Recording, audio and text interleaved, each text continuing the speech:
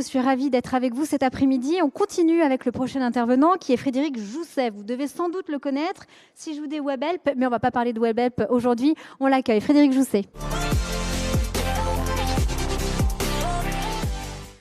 Bonjour Frédéric. Alors aujourd'hui, on va parler d'Art Nova, on va parler de culture. C'est votre dada, c'est dans votre ADN. Vous êtes un militant. Aujourd'hui, concrètement, on le voit bien avec cette crise sanitaire. Il y a des nouveaux défis. La culture, les nouveaux défis, on en est où ?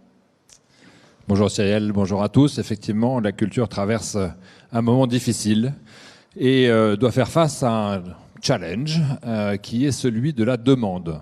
Alors un challenge conjoncturel, puisqu'aujourd'hui les musées, les festivals n'ont plus de public. Et donc, pour vous donner un chiffre, le Louvre, c'est à peu près 10 millions d'euros de pertes par mois à cause de l'absence de visiteurs.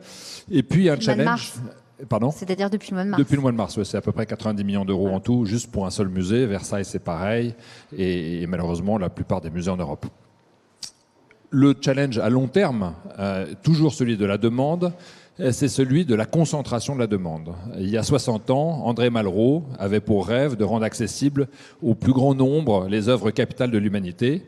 Et 60 ans après, le compte n'y est pas. Sachez qu'un Français sur deux seulement va chaque année voir un musée ou un monument, que 70% de nos compatriotes ne verront jamais ou n'écouteront jamais un concert de musique classique de leur vie.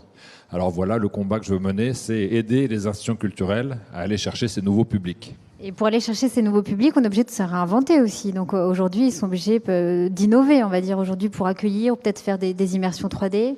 C'est ce qui se passe aussi actuellement ?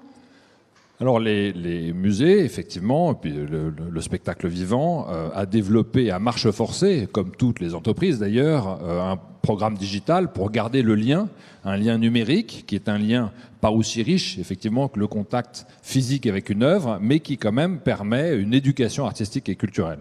La question n'est pas vraiment résolue, parce que le problème, c'est que les gens qui vont sur louvre.fr ou versailles.fr ne sont pas très différents des gens qui allaient physiquement voir ces institutions.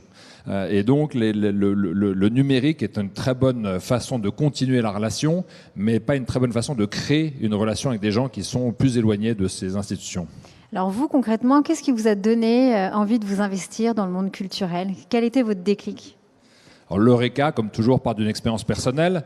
La chance que j'ai eue, enfin c'est une chance que j'estime avoir eue, ma mère était conservateur général à Beaubourg, et donc depuis de ma plus tendre enfance, familial. Voilà, je l'ai accompagnée dans ce musée merveilleux. Elle a dirigé la collection de design, et c'est ça qui m'a donné envie de continuer l'aventure et d'en faire profiter le plus grand nombre. Alors, vous êtes fondateur d'Art Nova, c'est pour ça que vous êtes là aujourd'hui. Concrètement, c'est un fonds impact à destination de qui, pourquoi et comment ?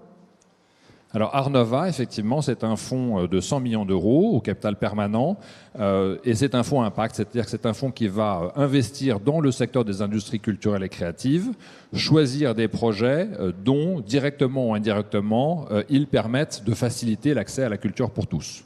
Je vous en donne un par exemple. Comment ? Des exemples. Voilà. Nous avons racheté une société qui s'appelle Artips, qui édite une newsletter gratuite, qui est sur le modèle Le saviez-vous, une histoire de l'art accessible. Et cette société a pivoté pour faire des cours, des formations de micro-learning en entreprise avec un business model B2B pour le coup rentable. Donc voilà comment on peut faire les deux. Et vous avez également voulu faire d'Art Nova un fonds impact. Quels sont vos objectifs à horizon, je ne sais pas, 2030 ?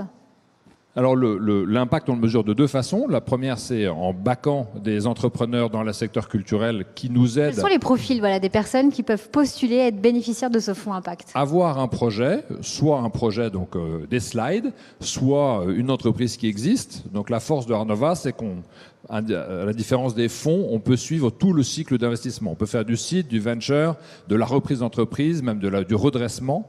On peut faire aussi de l'immobilier dans des lieux de patrimoine. Donc en France ? En France et en Europe. Donc on n'est pas prisonnier d'une thématique. Les deux seules contraintes, c'est que ce soit dans le secteur culturel et derrière qu'on puisse se convaincre que la société permet d'élargir les publics. Et là où il y a un deuxième effet d'impact, c'est que 50% des plus-values du fonds Art Nova seront reversées au capital permanent de Art Explora, la fondation. Justement, mais quelle anticipation, c'est ma prochaine question. Comment s'articule Art Nova et justement avec votre fondation Art Explora ?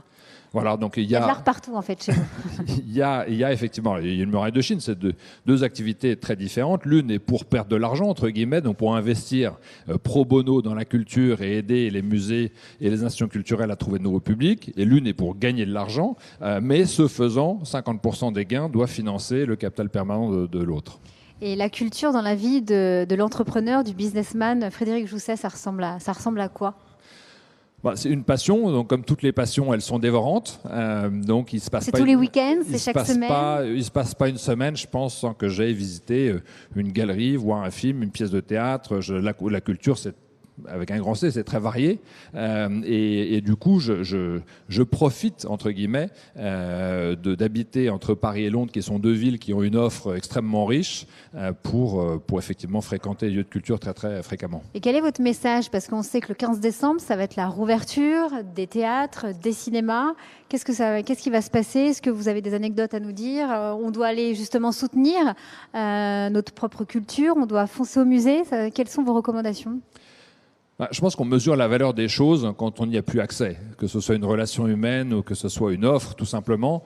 Et on a vu à quel point la vie était quand même triste, sans la culture avec un grand C. Donc faites-vous plaisir. C'est le seul mot d'ordre, il est là. Et en faisant plaisir, vous allez faire le bien, parce que tous ces acteurs qui n'ont pas joué depuis des semaines et depuis des mois, c'est encore plus dur que de ne pas exercer son métier ou de le faire en Zoom. C'est quelque part sa raison d'être qui est touchée.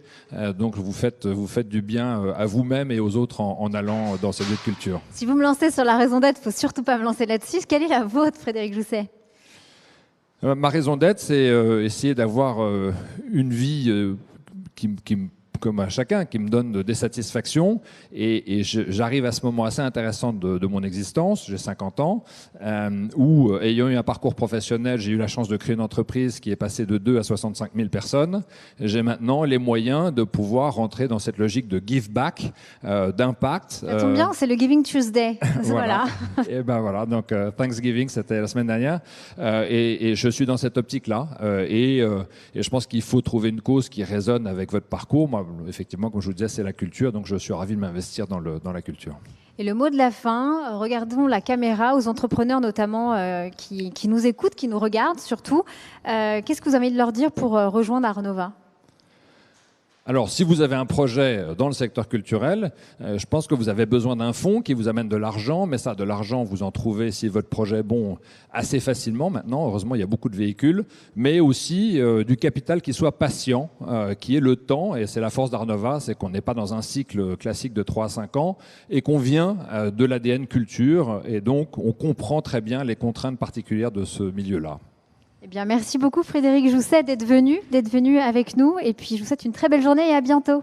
Merci. Merci beaucoup.